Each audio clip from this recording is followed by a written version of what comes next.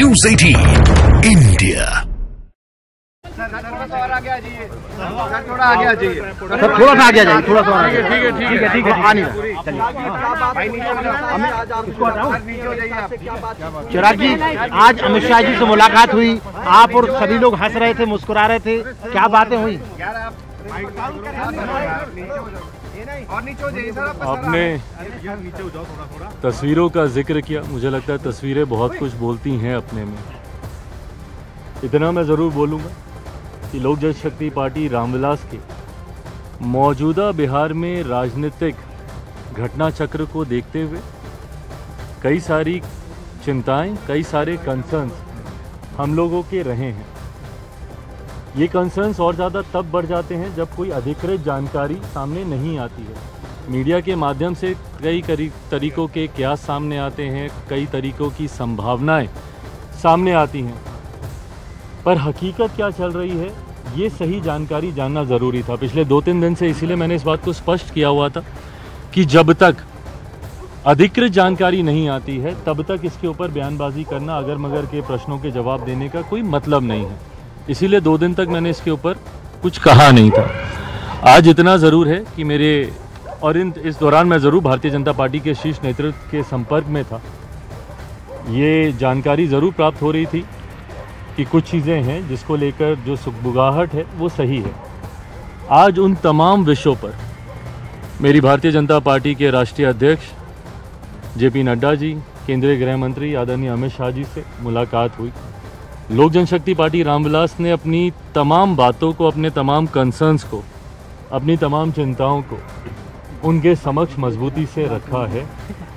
उनके द्वारा भी एश्योरेंस कई विषयों पर दिया गया है। कई विषय हैं जिस पर विस्तार में हम लोग की चर्चा हुई। लगभग आधे घंटे तक ये बैठक चली है। हर मुद्दे पर हम लोगों ने चर्चा की है।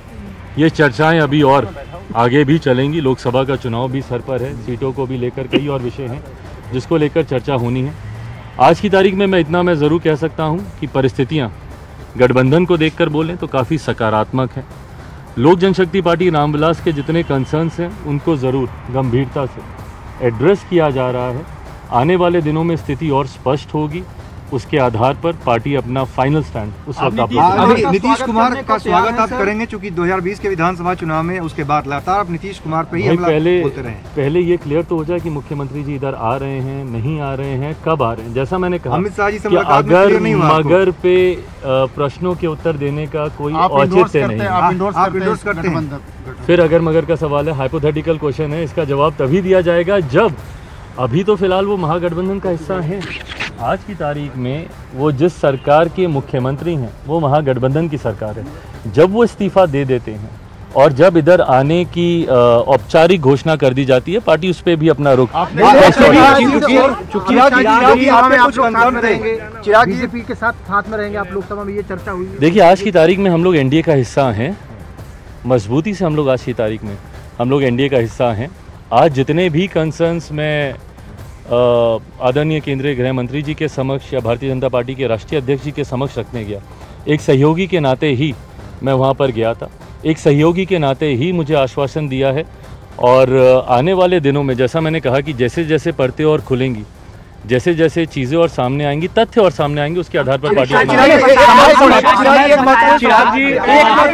नीतीश कुमार के कार्यकाल को लेकर सवाल खड़े करते रहे, नीतियों को लेकर, कानून व्यवस्था को लेकर, सरकार चलाने को लेकर, तो क्या सवाल ये है कि क्या अगर मगर से जुड़ा हुआ सवाल?